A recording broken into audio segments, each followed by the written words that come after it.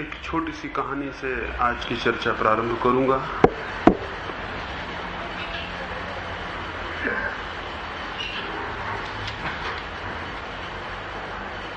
ऐसी ही एक सुबह की बात है।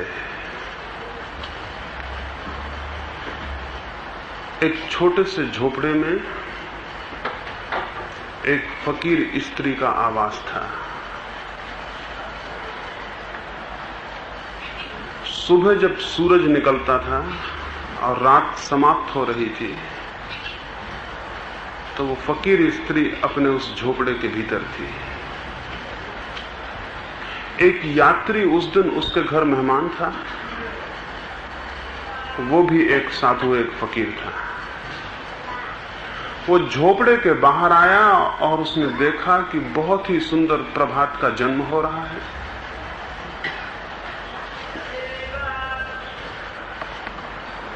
उसने देखा कि बहुत ही सुंदर प्रभात का जन्म हो रहा है और बहुत ही प्रकाशवान सूर्य उठ रहा है। इतनी सुंदर सुबह थी और पक्षियों का इतना मीठा संगीत था। इतनी शांत और शीतल हवाएं थीं कि उसने भीतर आवाज दी उस फकीर स्त्री को। उस स्त्री का नाम राबिया था। उस साधु ने चिल्ला के कहा, राबिया, भीतर क्या कर रही हो? बाहर आओ, परमात्मा ने एक बहुत सुंदर सुबह को जन्म दिया है। उस राबिया ने भीतर से कहा, मेरे मित्र, क्या मैं तुमसे कहूं कि तुम ही भीतर आ जाओ? बाहर बहुत दिन रह चुके हैं।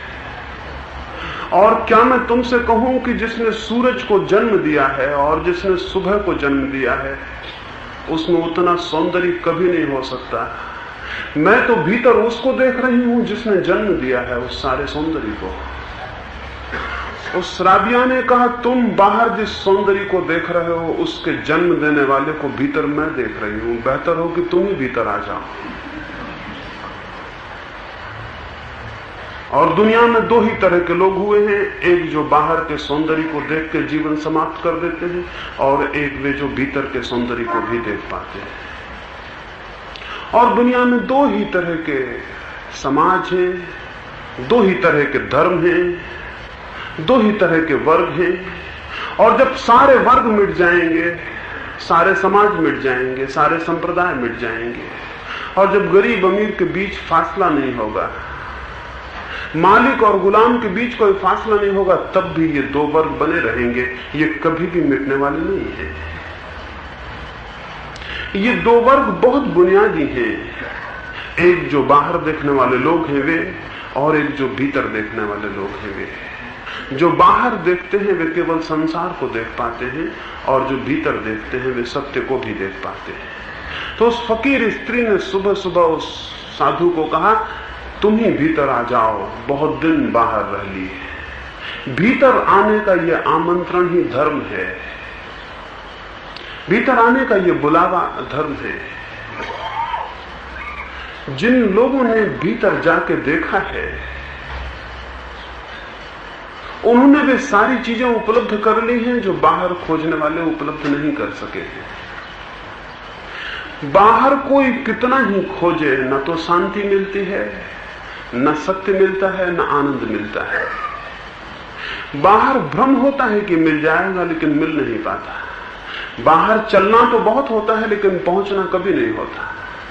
आज तक पूरे मनुष्य के इतिहास में एक भी मनुष्य ऐसा नहीं हुआ जो बाहर चला हो और जिसने अंत में कहा हो मुझे कृतार्थता मिल गई, मुझे धन्यता मिल गई, जिसने अंत में कहा हो मुझे आनंद उपलब्ध हुआ है। करोड़ों करोड़ों लोग इस जमीन पर रहे हैं और मिट गए हैं, लेकिन एक भी गवाही इस बात की नहीं है कि किसी मनुष्य ने यह कहा हो मैंने बाहर खोजा और मुझे आनंद मिला। एक भी गवाही जिस बात की नहीं है, एक भी आदमी जिस पक्ष में नहीं है, फिर भी हम न मालूम कैसे अंधे हैं कि उसी दिशा में खोजेंगे जिस दिशा में कभी उपलब्ध नहीं हुआ है। हाँ, ऐसी कुछ गवाहियां हैं जिनका कहना है कि भीतर आनंद उपलब्ध होता है। और मैं आपको यह भी कह दूं कि ऐसा एक भी आदमी नहीं हुआ जमीन पर जिसने भीतर झांका हो और कह दिया हो कि वहां आनंद नहीं है। ऐसा भी एक भी आदमी नहीं हुआ। निरपवाद रूप से जिन्होंने भीतर झांका है उन्होंने कहा है कि वहां आनंद है। एक भी मनुष्य, पूरे मनुष्य के इतिहास में ऐसा नहीं है जिसने भीतर झांक के कहा हो वहां आनंद नहीं। ऐसा जो प्रमाणित सत्य हो उस तरफ हमारी आंखें ना हो तो बड़ा आश्चर्य होता है, और ऐसा प्रमाणित जो असत्य हो उसी तरफ हमारी दौड़ हो तो बड़ी हैरानी होती है। जरूर हमारी बनावट में कोई भूल है, जरूर हमारे ढांचे में, दिमाग में कोई गड़बड़ है, जरूर कोई प्राकृतिक ऐसी गड़बड़ है कि सब जानते हुए भी हम बाहर की तरफ जाते हैं और भीतर नहीं आ पाते। और अगर मैं आपको कहूं तो ऐसी भूल आपको स्पष्ट दिखाई पड़ेगी। मनुष्य के साथ एक दुर्घटना है, और वो दुर्घटना यह है कि उसकी सारी इंद्रियों के द्वार बाहर खुलते हैं, कोई इंद्री भीतर की तरफ नहीं खुलती। उसका स्वयं का होना भीतर है और उसके सारे द्वार बाहर खुलते हैं। हम एक ऐसे मकान में रह रहे हैं जिसका कोई दरवाजा भीतर की तरफ नहीं खुलता, सब दरवाजे बाहर की तरफ खुलते हैं। तो जब भी हम आंख खोलते हैं बाहर आंख खुलती है, जब भी कान खोलते हैं बाहर कान सुनता है, जब भी हाथ फैलाते हैं बाहर की चीज पकड़ में आ जाती है। हमारी सारी इंद्रियां बहिर्मुखी हैं, उनका निर्माण ऐसा है कि वो बाहर की तरफ खुलती है, वो भीतर की तरफ नहीं खुलती।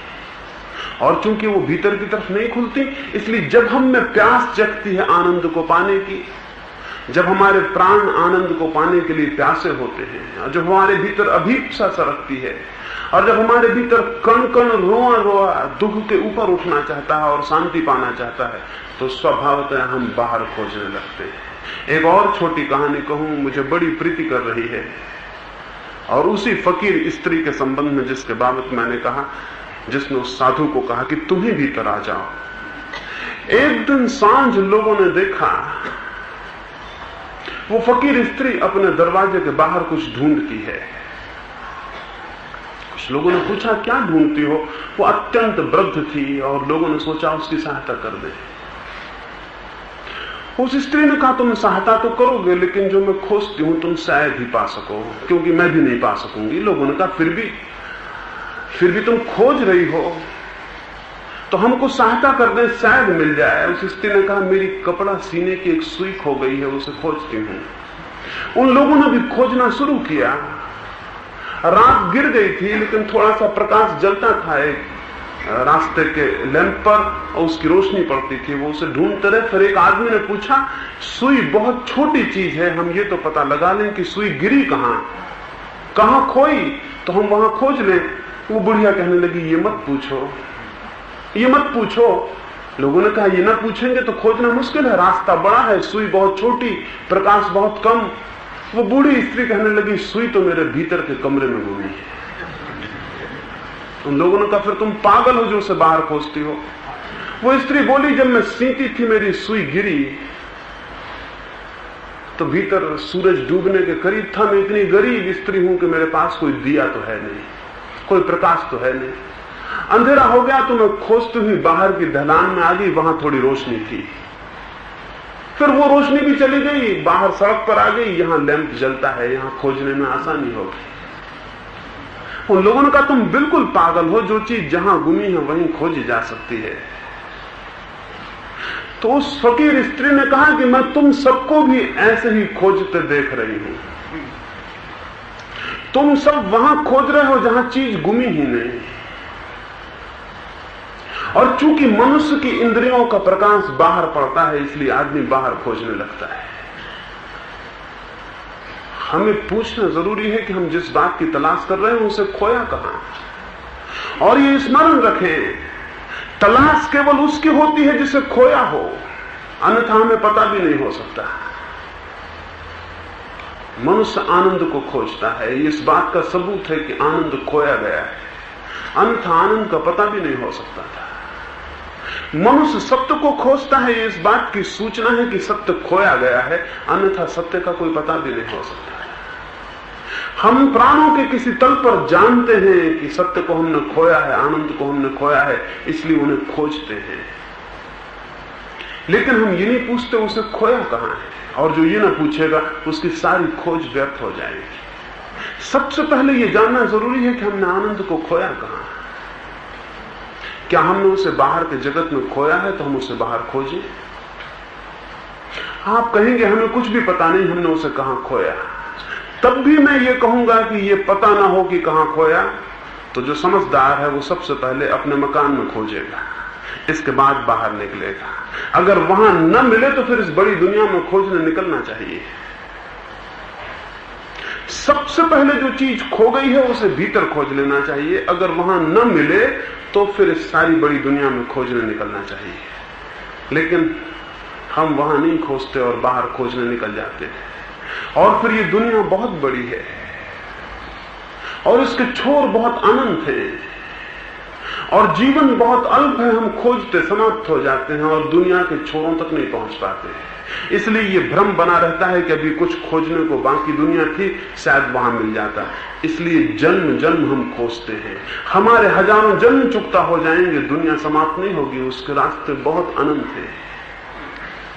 जहां इंद्रियां ले जाती हैं हमें, वहां कोई अंत नहीं है। वहां कितना ही खोजा जाए, कभी आप अंत पर नहीं पहुंचेंगे। इस दुनिया के अंत पर अभी कोई नहीं पहुंचा और कभी कोई नहीं पहुंचेगा। ऐसी कोई जगह ही नहीं हो सकती जहां दुनिया अंत होती हो, क्योंकि फिर क्या होगा। ऐसी कोई जगह नहीं जहां दुनिया अंत होती हो। इसका अर्थ हुआ कि इंद्रियां एक ऐसी यात्रा पर मनुष्य को ले जाती हैं जिसका कोई अंत नहीं है। और जिसका कोई अंत नहीं है वहां उपलब्धि कैसे हो सकती है। जिसका कोई अंत नहीं है वहां पहुंचना कैसे हो सकता है। और जिसका कोई अंत नहीं है वहां पूर्णता कैसे हो सकती है। सबसे पहले जिनका विवेक और जिनका विचार जागृत है वो अपने भीतर खोजेंगे, उसके बाद ही बाहर निकलेंगे। लेकिन मैंने आपसे कहा जो भीतर खोजता है उसे बाहर निकलने की जरूरत नहीं रह जाती, क्योंकि जिसकी तलाश थी उसे वो मिल जाता है। ये भीतर खोजने के विज्ञान का नाम ध्यान है। कैसे हम अपने भीतर खोजेंगे उसकी पद्धति का नाम ध्यान है। ध्यान से मेरा अर्थ प्रार्थना नहीं है। प्रार्थना किसी और से की जाती है, ध्यान किसी और से नहीं किया जाता। प्रेयर और मेडिटेशन में जमीन आसमान का भेद है। प्रार्थना और ध्यान में जमीन आसमान का भेद है। प्रार्थना किसी से की जाती है, ध्यान किसी से किया नहीं जाता। ध्यान का दूसरे से कोई संबंध नहीं है। ध्यान तो स्वयं का परिवर्तन है। ध्यान तो स्वयं के चित्त को इतना निर्दोष, इतना शांत, इतना शून्य बना लेने का नाम है कि वहां चित्त की झील इतनी शांत हो जाए कि उस पर कोई लहर का कंपन ना उठता हो। तो शांत दर्पण जैसी झील में सत्य के प्रतिबिंब को पकड़ा जा सकता है। प्रार्थना ध्यान नहीं है। और प्रार्थना मूल अर्थ भी नहीं रखती साधना का। प्रार्थना तो अक्सर हमारी वासनाओं का ही रूपांतरण है, क्योंकि प्रार्थना में अक्सर हम मांगते हैं, ध्यान में कुछ मांगा नहीं जाता है। और प्रार्थना में हम परमात्मा की स्तुति करते हैं। हम बड़े नासमझ हैं। हम सोचते हैं कि परमात्मा प्रशंसा से आनंदित होता होगा। हम परमात्मा की कल्पना उन्हीं छोटे छोटे लोगों की तरह करते हैं जो प्रशंसा से प्रशंसित होते हैं और निंदा से निंदित हो जाते हैं। हमने परमात्मा की कल्पना आदमी की शक्ल में ही कर ली है और हम सोचते हैं जिन जिन बातों से आदमी प्रशंसित होता है, आनंदित होता है, उनसे परमात्मा भी होता होगा। सारी दुनिया में परमात्मा की प्रार्थना परमात्मा की स्तुति में की जाती है, जो कि बिल्कुल नासमझी की बात है। परमात्मा की प्रार्थना करने से कोई अर्थ नहीं है, कोई प्रयोजन नहीं है। हां, ध्यान करने से व्यक्ति जरूर परमात्मा को उपलब्ध होता है। ध्यान करने से जरूर व्यक्ति परमात्मा को उपलब्ध होता है, प्रार्थना करने से नहीं।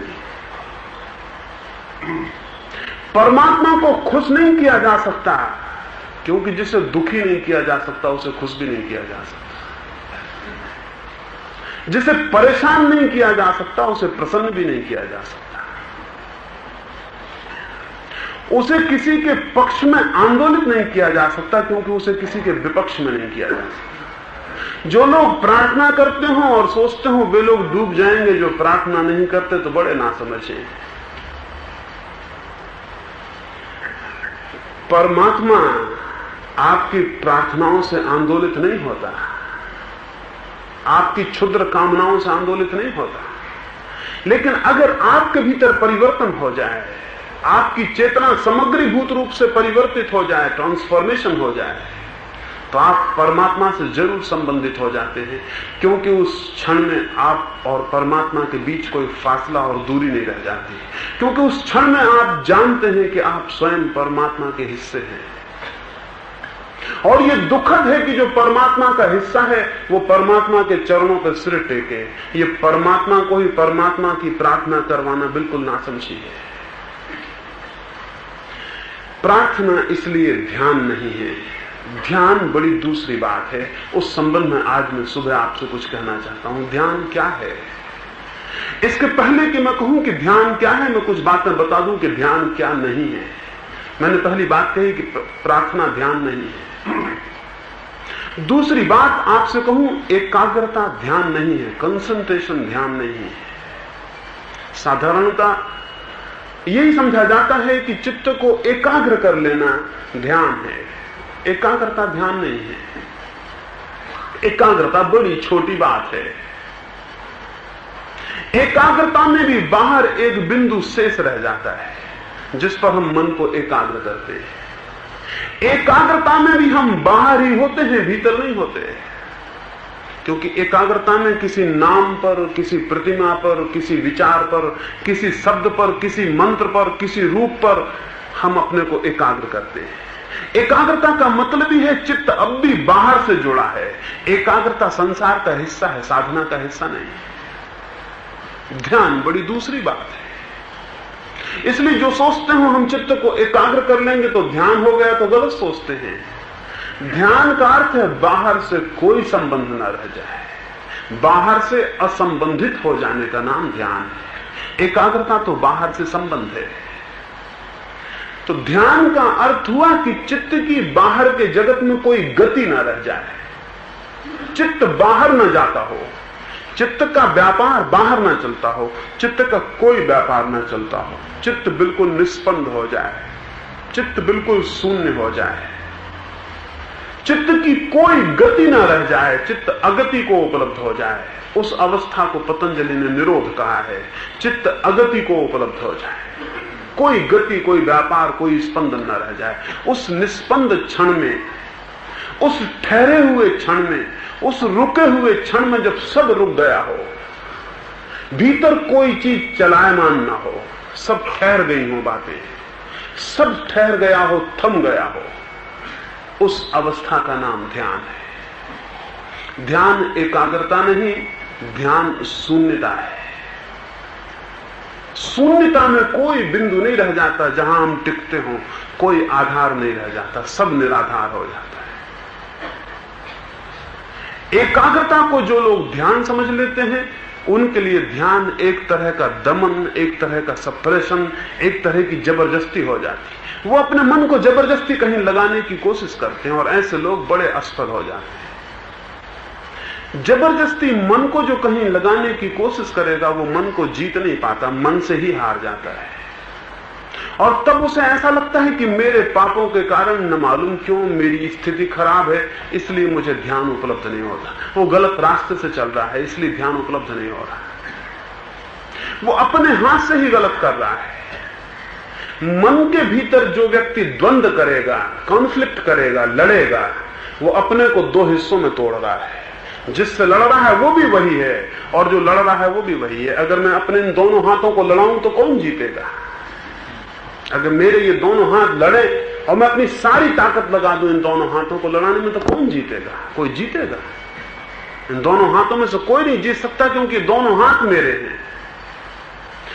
और इन दोनों के लड़ाने में इतना होगा कि मेरी शक्ति ह्रास होगी और मैं कमजोर होता जाऊंगा। ये हाथ तो हारेंगे, जीतेंगे नहीं, मैं हार जाऊंगा। जो व्यक्ति मन के भीतर लड़ाई शुरू कर देता है, मन के किसी हिस्से से स्वयं लड़ने लगता है, मन को दो हिस्सों में बांट के लड़ाने लगता है, वो दो हाथ लड़ा रहा है अपने। उन दोनों में से तो कोई नहीं जीतेगा, वो छीन और कमजोर हो जाएगा और हरास हो जाएगा। तिब्बत में एक साधु था मिलरेपा, वो एक मंदिर में ठहरा हुआ था। वो बड़ा शांत और सीधा साधु था, लेकिन उसके बाबत लोगों में ये प्रचार था कि उसको बड़ी सिद्धियां उपलब्ध हैं, और अगर वो आशीर्वाद भी दे दे किसी को तो उसे भी सिद्धियां उपलब्ध हो जाती है।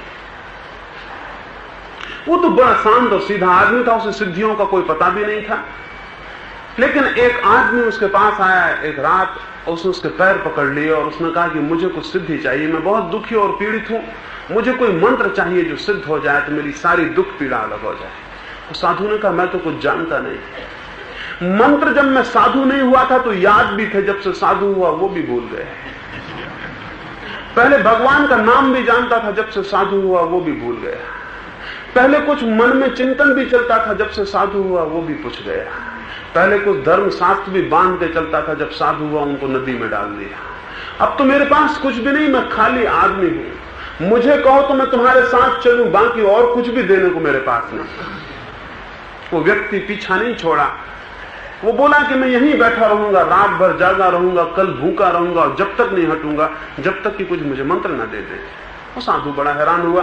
अंततः उसने एक कागज पर एक 4 पंक्तियां लिख के दी और उसको कहा कि इन्हें ले जाओ और रात एकांत में बैठ के 5 दफे इनका पाठ कर लेना। जैसे तुम इनका 5 दफा पाठ पूरा कर लोगे तुम में कुछ शक्तियां जाग जाएंगी, फिर तुम उन शक्तियों से जो चाहो करा लेना। वो आदमी कागज लेके भागा, वो पैर छूना भी भूल गया, जाते वक्त धन्यवाद देना भी भूल गया।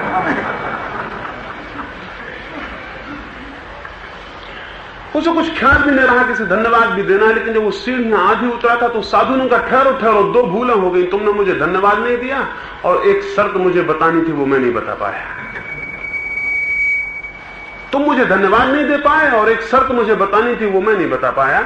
एक शर्त मुझे मेरे गुरु ने कही थी कि इस मंत्र को पढ़ते बंदर का स्मरण नहीं आना चाहिए, तो 5 दफे पढ़ना है लेकिन बंदर का स्मरण ना आए। वो आदमी बोला मुझे कभी जीवन में बंदर का स्मरण नहीं आया है, इसको 5 दफे पढ़ने में क्यों आएगा। वो भागा, लेकिन वो पूरी सीढ़ियां भी नहीं उतर पाया कि बंदर का स्मरण आना शुरू हो गया।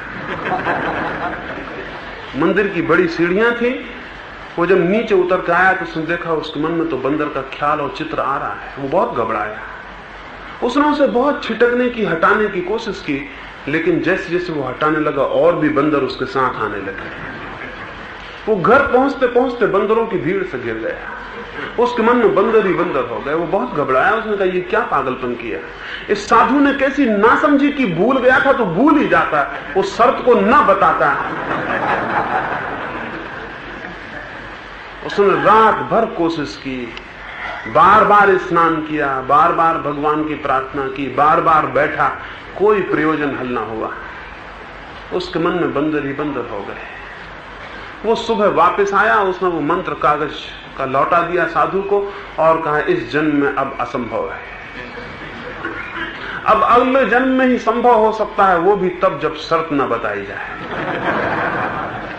और ये है, और ये सच है। उसको ये कैसे हुआ? ऐसे आप सबको होता है, रोज होता है। जिन विचारों को आप निकालना चाहते हैं वही विचार आने लगते हैं, ये स्वाभाविक है। जिनको आप धक्के देते हैं उनको आप आमंत्रण दे रहे हैं। जिसको न बुलाना हो उसे कभी धक्का मत देना, जिससे धक्का दिया वो आएगा, ये नियम है। जितने जोर से धक्का देंगे उतने तीव्र वेग से वो लौटेगा। अभी हम एक पहाड़ पर थे, मेरे साथ कुछ मित्र थे, कुछ बहनें थी। वहां एक जगह देखने गए, एक इको पॉइंट था। वहां हम जो आवाज करते पहाड़ से वो उतने ही वेग से वापस लौट आती। किसी ने रास्ते में मुझे कहा बहुत सुंदर जगह थी। मैंने कहा पूरी दुनिया ऐसी जगह है, हम जो आवाज करते हैं वही लौट आती है, और जितने जोर से आवाज करते हैं उतनी जोर से लौट आती है। और धीरे धीरे हम अपनी ही आवाजों से भर जाते हैं और परेशान और हैरान हो जाते हैं। हर आदमी पीड़ित है उन विचारों से जिनको उसने धक्के दिए हैं, और हर आदमी उन वासनाओं से पीड़ित है जिनको उसने हटाया है और कोशिश की दूर हट जाओ। हम जितने जोर से धक्काते जाते हैं उतने हम उन्हीं से गिरते चले जाते हैं। एक दिन हम पाते हैं अपने हाथों फांसी लगा ली है। चारों तरफ वही शत्रु इकट्ठे हैं जिन जिनको हमने अलग करना चाहा था, और उन मित्रों का कोई पता नहीं चलता जिनको हमने चाहा था कि वो रुक जाएं। जिसको आप रोकना चाहते हैं वो विलीन हो जाता है, जिसको आप हटाना चाहते हैं वो चला आता है। नियम जीवन के चित्त का यही है, जिसको हटाना है उसे रोक लें और देखें, और जिसको बुलाना हो उसको धक्के दें और हटाएं। विचारों को विसर्जित करना हो, चित्त को खाली करना हो तो विचारों को धक्के ना दें, रोकें और देखें। जिस विचार से मुक्त होना हो उसको रोक लें पकड़ के और पूरी ताकत से उसे देखें, और आप पाएंगे जैसे जैसे आपकी दृष्टि गहरी होगी और तीक्ष्ण होगी, वो विचार पिघल जाएगा। जैसे सूरज के उगने पर घास के ऊपर पड़े हुए ओस के कण विलीन हो जाते हैं। जैसे उत्ताप ओस बना देता है, ओस को भाप बना देता है, वैसे ही दृष्टि की तीक्ष्णता विचारों को हवा कर देती है, उनको वाष्पीभूत कर देती है, वो इवेपोरेट हो जाते हैं। न एकाग्रता करनी है, न संघर्ष करना है, दृष्टि को पैना और तीखा करना है, दर्शन की क्षमता को विकसित करना है। अगर हम विचारों के प्रति दर्शन की क्षमता को विकसित कर सके, अगर हम उनको देखने में समर्थ हो जाएं, अगर कोई विचार पूरा का पूरा आमूल देख लिया जाए तो वो विचार तत्क्षण मर जाता है। दर्शन विचार की मृत्यु है, और दर्शन ध्यान का प्राण है। एकाग्रता नहीं, दर्शन ध्यान का प्राण है। अपने सारे विचारों को उघाड़ लें, 1 घंटा, आधा घंटा, 24 घंटे की दौड़ में रुक जाएं, एकांत में ठहर जाएं, द्वार बंद कर लें, अकेले हो जाएं, और अपने सारे विचारों को कहें आओ, उनको निमंत्रण दे दें कि आओ, और अपने को संयत कर लें कि मैं लड़ूंगा नहीं, किसी विचार के पीछे नहीं जाऊंगा, किसी विचार का अनुगमन नहीं करूंगा, किसी विचार का विरोध नहीं करूंगा, मात्र दर्शक की भांति बैठा और देखता रहूंगा। कुछ भी नहीं करूंगा, बस देखता रहूंगा बैठकर, जो भी विचार आएंगे उनको देखता रहूंगा। धीरे से ये बात सधेगी, क्योंकि हमारी आदतें खराब हैं। हमें सिखाया जाता है कि बुरे विचार अलग करो, भले विचार पकड़ो।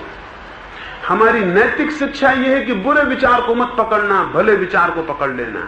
ये ऐसे ही है जैसे कोई कहे सिक्के के एक पहलू को रख लेना और दूसरे पहलू को फेंक देना।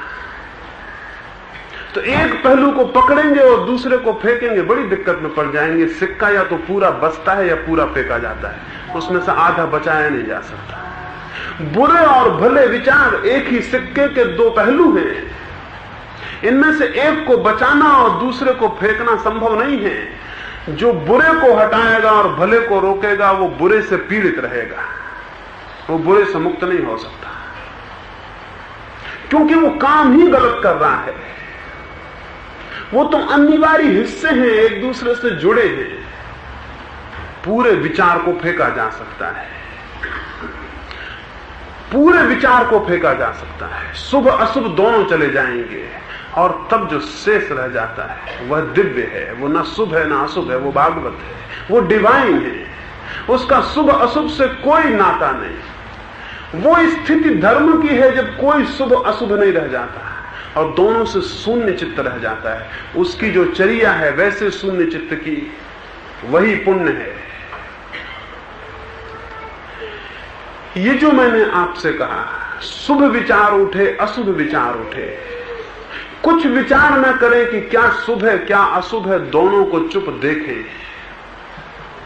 तो ध्यान का पहला अंग है दर्शन को विकसित करना, देखने को विकसित करना, गहरी दृष्टि विकसित करना। हम तो ऐसे लोग हैं, दृष्टि हमारी इतनी फीकी है, हमें उसे गहरा करने का कोई पता नहीं, वो कैसे गहरी हो जाए। हम तो इस जगत को भी बहुत उथला उथला देखते हैं। मेरे पास में लोगों को देखता हूं, आप दरख्तों के नीचे से निकल जाएंगे वो आपको दिखाई नहीं पड़ेंगे, फूलों के पास से निकल जाएंगे वो आपको दिखाई नहीं पड़ेंगे, लोगों में से आप निकल जाएंगे वो आपको दिखाई नहीं पड़ेंगे। आपकी दृष्टि बड़ी उथली है। आप देखते ही कहां हैं किसी तरह भागे जा रहे हैं, जो दिख जाता है दिख जाता है। देखना बड़ी दूसरी बात है, उसके लिए ठहरना, रुकना जरूरी है। उस अभ्यास को करने के लिए कि हम देखना संभव हो पाए, बाहर के जगत में भी देखने की क्षमता को विकसित किया जा सकता है।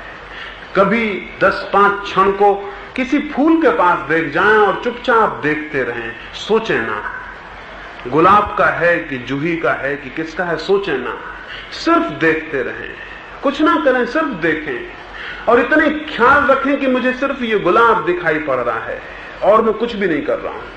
कभी चांद को देखें और चुपचाप देखते रह जाएं, कभी आकाश को देखें और चुपचाप देखते रह जाएं, कभी किसी व्यक्ति के चेहरे को देखें और चुपचाप देखते रह जाएं, कभी समुद्र के किनारे बैठे और चुपचाप देखते रह जाएं।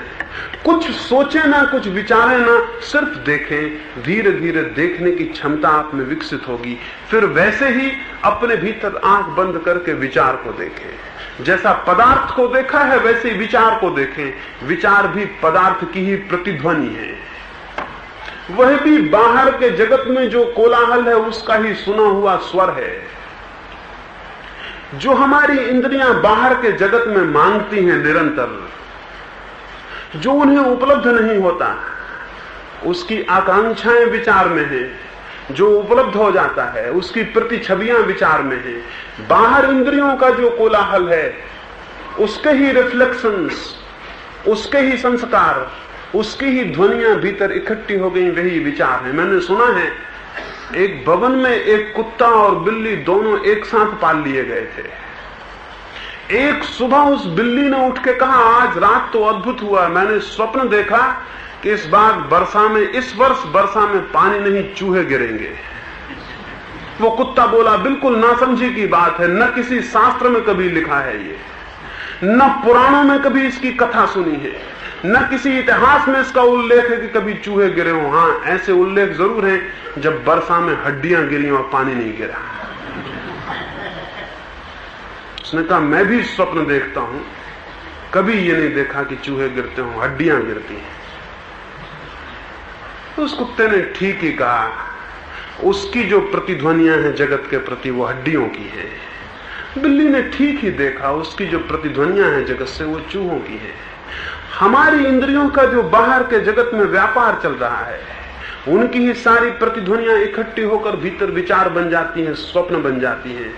ये सारा का सारा जो भीतर कोलाहल है, इसको भी बाहर के जगत का हिस्सा समझें, इसको भी वैसे ही देखें जैसे बाहर के जगत को देखते हैं। जैसे ये खंबा है और मकान है और रास्ते हैं और लोग हैं, वैसा ही अपने भीतर भी जाने कि इस खंबे की छाया है, लोगों की छायाएं हैं, सड़कों की छायाएं हैं, वो भी बाहर के जगत के प्रतिफलन है। वहां भी चुप बैठ जाएं और देखें। एक असली दुनिया बाहर है, एक उस असली दुनिया ने आघात कर कर हमारे भीतर एक नकली दुनिया पैदा कर दी। उस नकली दुनिया का नाम विचार है। वो जो विचार भीतर पैदा हुआ है वही बाधा है। ये बाहर का जगत बाधा नहीं है परमात्मा को पाने में, वो जो भीतर प्रतिध्वनि पैदा हुई है इस जगत की, वो बाधा है। अब कुछ ना समझें जो इस बाहर के जगत को छोड़ने को संन्यास समझ लेते होंगे, वो गलती में है। ये बाहर के जगत को छोड़कर तो जाओगे कहां? इस बाहर के जगत को छोड़ के जाओगे कहां? ऐसी कोई जगह नहीं जहां बाहर का जगत ना हो। जो भी जगह होगी वो जगत के भीतर होगी। बाहर के जगत को छोड़ने को जो संन्यास और साधना समझ लेता हो, वो गलती में इसे छोड़ के जाएंगे कहां? इसे नहीं छोड़ा जा सकता। हाँ, भीतर का जो जगत है उसे छोड़ा जा सकता है। तो मैं ये नहीं कहता जिसने संसार को छोड़ दिया वो सन्यासी है, मैं कहता हूं जिसके भीतर संसार नहीं वो सन्यासी है। जिसके भीतर ये संसार नहीं है विचार का, वो सन्यासी है। जिसने भीतर इस जगत को गिरा दिया, जो भीतर अकेला है और बाहर जगत है और बीच में दोनों के कुछ भी नहीं, वह आदमी सन्यासी है। जिसके और संसार के बीच में कुछ भी नहीं है वह आदमी सन्यासी है। और जब दोनों के बीच में कुछ भी नहीं रह जाता तो ये संसार नहीं रह जाता, परमात्मा का रूप हो जाता है। तब उस खाली स्थान में से दिखाई पड़ता है कि तो स्वयं परमात्मा है। ये तो सारा जगत तब प्रभु चैतन्य से व्याप्त, तब ये कण कण उसके ही आनंद से आंदोलित, और तब ये हवाएं उससे ही प्रवाहित, और ये सारा प्रकाश उससे ही उद्भूत, और ये सारा जगत उसका ही आनंद मग्न नृत्य हो जाता है, ये उसके ही संगीत की स्फुरना हो जाती है। लेकिन तब जब भीतर हमारे कोई जगत ना हो, वो जो भीतर जगत है उसे नष्ट करना है, उसे विलीन करना है।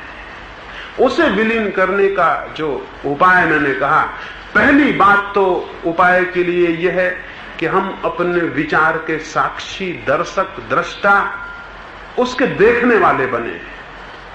और दूसरी बात यह है जो सहयोगी और उपयोगी है, एक तो ये करें 24 घंटे में थोड़े समय को विचार के दर्शक हो जाएं। क्रमशः थोड़े दिनों के अभ्यास में दिखाई पड़ने वे शुरू होंगे, और थोड़े अभ्यास में वे गिरते हुए दिखाई पड़ेंगे, और थोड़े अभ्यास में वे शून्य होते मालूम होंगे। एक तो ये करें, और उतनी ही थोड़ी देर को एक दूसरा प्रयोग भी साथ में चलाएं। तो 1 घंटे के माध्यम से आधा घंटा दर्शन का प्रयोग, और आधा घंटे को मैं कहता हूं मृत्यु का प्रयोग। जिस व्यक्ति को ध्यान साधना हो उसे मरना सीखना होता है। मरते सारे लोग हैं, लेकिन सीख के बहुत कम लोग मरते हैं। और जो मरने को सीख लेते हैं, अद्भुत होता है, उन्हें घटना घटती है। जो मरने को सीख लेते हैं फिर मृत्यु उनकी नहीं होती। जो अपने हाथ से मृत्यु को सीख लेता है वो जान जाता है कि उसके भीतर कोई तत्व है जिसकी कोई मृत्यु नहीं। और जो अपने हाथ से मृत्यु को नहीं साधता, उसे मृत्यु बार बार घटित होती है और अमृत से वो परिचित नहीं हो पाता। ध्यान एक तरह की मृत्यु साधना है, अपने हाथ से मरना। आधा घड़ी को कभी रात के किसी एकांत कोने में मर जाएं, आप कहेंगे ये हमारे बस में कैसे कि हम मर जाएं? मैं आपको कहूं ये हमारे बस में है, मरा जा सकता है। मरने के लिए ऐसा करें, द्वार बंद कर लें, सब तरफ से द्वार बंद कर लें, लेट जाएं, शरीर को ढीला छोड़ दें, आंख बंद कर लें और ये कल्पना करें कि आप समझ लें कि मर गए। समझ लें कि आप मर गए हैं, आपकी अंतिम घड़ी आ गई, आपके प्राण निकल गए। और तब सोचें कि जब आप सच में मरेंगे तो कौन से लोग आपके आसपास इकट्ठे हो जाएंगे। आपके मित्र, आपके प्रेम करने वाले, आपके संबंधी, आपके पड़ोसी, वो सब आने लगे हैं। आप मर गए हैं, मोहल्ले में, पड़ोस में खबर फैल गई कि आप मर चुके हैं, लोग आने शुरू हो गए हैं। वो लोग आ जाएंगे, कमरे में उनकी कल्पना की भीड़ आने लगेगी, आपको उनके चेहरे दिखाई पड़ने लगेंगे। जब सारे लोग आ जाएं तो फिर आपकी अर्थी उठेगी, उसे भी उठते हुए देखें कि लोगों ने आपकी लाश को बांध दिया, वह आपकी अर्थी को कंधों पर ले चले, रास्ते से आपका गुजरना शुरू हो गया। और उस मरघट तक पीछा करें अपनी इस लाश का। अब मरघट पर पहुंच गए और चिता जला दी गई और आपकी लाश उस पर रख दी गई और सब राख हुआ जा रहा है। इसका निरंतर अभ्यास करने पर एक दिन आप पाएंगे सब जल गया है और आप बिना शरीर के अपने को अनुभव करेंगे। निरंतर अभ्यास करने से किसी दिन आप अचानक होश से भर जाएंगे और पाएंगे सब जल गया और आप बिना शरीर के हैं। और जब शरीर पूरा जल जाएगा तो आप अचानक पाएंगे कि आपके सारे विचार शून्य हो गए हैं, क्योंकि सारे विचारों को जन्म इस शरीर के माध्यम से मिलता है। इन इंद्रियों के द्वार से सारे विचार बाहर से आते हैं। अगर ये सब राख हो गई तो इनका सारा संसार भीतर गिर जाता है। उनके उस संसार के प्राण इन इंद्रियों के भीतर हैं। और तब आप अपने को विदेह अनुभव करेंगे और निर्विचार अनुभव करेंगे। इन दो प्रयोगों को अगर क्रमशः साधते चले जाएं तो आप ध्यान को साध रहे हैं, दर्शन की साधना और मृत्यु की साधना। और जिस दिन दर्शन और मृत्यु की पूर्णता आपको अनुभव होगी, उस दिन आपको परम सत्य का साक्षात हो जाए। उस दिन आप पाएंगे जो भी आप में मरण धर्मा था वो मर गया है और जो भी अमृत था वही केवल शेष रह गया है। विचार सब शून्य हो जाएंगे, दर्शन शेष रह जाएगा। उस दर्शन में जब अमृत का अनुभव होता है तो व्यक्ति सत्य का साक्षात करता है। मैं प्रार्थना को नहीं कहता, इस तरह के ध्यान को कहता हूं। और अगर एक दफा आपको अपने भीतर स्वयं की सत्ता में किसी अमृत, किसी चैतन्य, किसी परम सत्ता का बोध हो जाए तो तत्क्षण सारे लोगों के भीतर आपको उसका बोध होना शुरू हो जाता है। जब तक आप अपने को शरीर जानते हैं तब तक दूसरे लोग भी आपको शरीर दिखाई पड़ रहे हैं, तब तक ये सारा संसार प्रकृति दिखाई पड़ रहा है। जिस दिन आप अपने शरीर के भीतर उसे जानेंगे जो कि शरीर नहीं आत्मा है, उस दिन सारे शरीरों के भीतर आपको आत्मा दिखाई पड़ने लगेगी। उस दिन सारी प्रकृति के भीतर आपको परमात्मा दिखाई पड़ने लगेगा। जितनी गहरी हमारी अपने भीतर पहुंच होती है उतनी ही गहरी हमारी समस्त के भीतर पहुंच हो जाती है। उतनी ही गहरी हमारी पहुंच समस्त के भीतर हो जाती है। जो अपने भीतर अंतिम बिंदु को पकड़ लेता है वो सर्वसत्ता के भीतर अंतिम बिंदु को पकड़ने में समर्थ हो जाता है। इसलिए मैं कहता हूं स्वयं के भीतर द्वार है परम सत्य को अनुभव करने का। और ये शून्य और मृत्यु, दर्शन और परिपूर्ण इंद्रियों के मर जाने की जो क्षण स्थिति है उसमें बोध उत्पन्न होता है। ऐसा मैं वैज्ञानिक मानता हूं कि ऐसी वैज्ञानिक विधि से अगर कोई प्रयोग करे तो शीघ्रतम वो उस सत्य को अनुभव कर पाएगा जिसकी शास्त्र दुहाई देते हैं लेकिन जिसे शास्त्र पढ़ के नहीं समझा जा सकता, जिसके सदुगुरु प्रवचन करते हैं लेकिन जिसे प्रवचन से नहीं समझा जा सकता, जिसकी सारी दुनिया के जागृत पुरुष साक्षी देते हैं लेकिन उनकी साक्षी से नहीं समझा जा सकता, जिसके लिए स्वयं ही साक्षी बनना होगा, स्वयं के अनुभव पर ही प्रमाणित करना होगा, स्वयं को देकर और विसर्जित करके ही उसे पाया जाता है। अपनी ही मृत्यु पर अमृत का अनुभव होता है। उस अनुभव के बाद सारा जीवन परिवर्तित हो जाएगा। उस अनुभव के बाद जीवन में बुराई असंभव हो जाएगी। उस अनुभव के बाद जीवन में हिंसा असंभव हो जाएगी। उस अनुभव के बाद जीवन में घृणा असंभव हो जाएगी। उस अनुभव के बाद जीवन में जो भी सुगंध है, जो भी शुभ है, जो भी सत्य है, जो भी सुंदर है, उसकी सहज अभिव्यक्ति शुरू हो जाती है। जो व्यक्ति भीतर सत्य को अनुभव करता है उसका सारा जीवन सौंदर्य से, शांति से और संगीत से भर जाता है।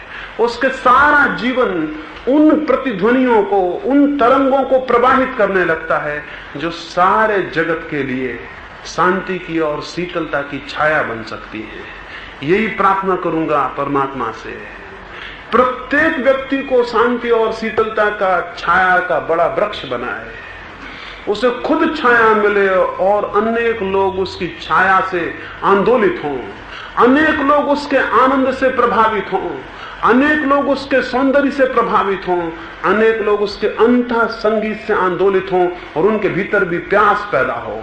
एक अंतिम कहानी और चर्चा को पूरा करूंगा। बुद्ध जब पहली दफा सत्य को उपलब्ध हुए तब उनके पास कोई भी नहीं था, वो अकेले थे। वे यात्रा करते थे, अनजान भिखमंगे फकीर थे, तब उन्हें कोई भी नहीं जानता था। वे काशी के बाहर आकर एक वृक्ष के नीचे विश्राम किए। संध्या को जब सूरज ढलता था तब वे एक झाड़ के नीचे फटे कपड़ों में लेटे हुए थे। काशी का जो नरेश था वो कुछ दिनों से बहुत दुखी, बहुत चिंतित, बहुत पीड़ित था। उसने अनेक बार आत्मघात करने का भी उपाय किया लेकिन असफल रहा। वो सांझ को अपना मन बहलाने को रथ को लेकर गांव के बाहर निकला। सूरज ढलता था, उसकी अंतिम किरणें बुद्ध की मुख मुद्रा को प्रकाशित करती थी। वो एक वृक्ष के नीचे टिके आंख बंद किए लेटे थे। सारथी रथ को हांके जाता था। अचानक उस राजा की दृष्टि इस भिखमंगे पर पड़ी। उसने सारथी को कहा, रथ रोक लो, ये कौन व्यक्ति यहां लेटा हुआ है जिसके पास कुछ भी मालूम नहीं होता, उसके पास सब कुछ कैसे दिखाई पड़ रहा है? बुद्ध ने कहा, उस राजा ने कहा, जिस भिखमंगे के पास कुछ भी दिखाई नहीं पड़ता उसके पास सब कुछ कैसे दिखाई पड़ता? रथ रोको, मेरे पास सब कुछ है, और मुझे कुछ भी दिखाई नहीं पड़ता। वो उतर के गए और उन्होंने बुद्ध को कहा कि क्या मैं ये पूछूं कि ये अद्भुत समृद्ध भिखमंगा कौन है? जो शब्द हैं वो ये कि ये अद्भुत समृद्ध भिखमंगा कौन है? बुद्ध ने कहा, एक दिन मैं भी दरिद्र समृद्ध था। जो तुम हो एक दिन मैं भी वही था। बहुत मेरे पास था और मेरे भीतर कुछ भी नहीं था। उस राजा ने कहा, मैं बहुत पीड़ित हूं, क्या ये कभी मुझे भी संभव हो सकता जो तुम्हें संभव हुआ? बुद्ध ने कहा, जो एक बीज के लिए संभव है वो हर दूसरे बीज के लिए संभव है। हर बीज वृक्ष बन सकता है। जो मुझे फलित हुआ वो तुम्हें फलित हो सकता है, क्योंकि मनुष्य की आंतरिक एकता समान है, मनुष्य की आंतरिक संभावना समान है, लेकिन कुछ करना होगा। उस राजा ने बुद्ध को कहा, मैं कुछ भी करने को तैयार हूं और मैं कुछ भी खोने को तैयार हूं, क्योंकि सच तो यह है कि जो भी मेरे पास है उसका मुझे कोई मूल्य मालूम नहीं होता। बुद्ध ने कहा, और कुछ खोने से वो नहीं मिलता है, जो स्वयं को खोने को तैयार होता है उससे ही वही मिलता है। उस स्वयं को खोने को मैंने मृत्यु कहा। जो स्वयं को खोने को राजी हो जाता है वो स्वयं की परम सत्ता को उपलब्ध हो जाता है। यही सूत्र है। जो बीज मिट्टी में अपने को गलाने के लिए राजी नहीं होता वो बीज कभी अंकुर नहीं बनता, वो बीज सड़ जाएगा। जिसने कोशिश की कि अपने को बचा लूं वो बीज सड़ जाएगा, उसमें अंकुर पैदा नहीं होगा। और जो बीज अपने को तोड़ देता और मिटा देता और मिट्टी में गल जाता है कि उसका कोई पता भी नहीं चलता कहां गया, वो बीज अंकुर हो जाता है। अंकुरित तो होने का सूत्र है गल जाना और मिट जाना। और जो जीवन में इस भांति मरने लगे, गलने लगे और मिटने लगे, और जो अपने को खो दे, वो एक दिन पाएगा उसने स्वयं को पा लिया और विराट तर रूपों में बूंद बूंद की तरह खो जाती है और सागर बन जाती है। व्यक्ति जब व्यक्ति की तरह अपने को खो देता है तो वो परमात्मा हो जाता है। इसी सूत्र विचार के साथ अपनी चर्चा को पूरा करूंगा। बूंद जब बूंद की तरह अपने को खो देती है तो वो सागर हो जाती है, और व्यक्ति जब व्यक्ति की तरह अपने को मिटा देता है तो वो परमात्मा हो जाता है। ईश्वर आपको ये सौभाग्य दे कि आप मर सके। मरने के पहले जो मर जाते हैं वे लोग धन्यभागी हैं। मेरी बातों को इतने प्रेम से सुना है उसके लिए बहुत बहुत अनुग्रहित हूं। सबके भीतर बैठे परमात्मा के लिए मेरे प्रणाम स्वीकार करें।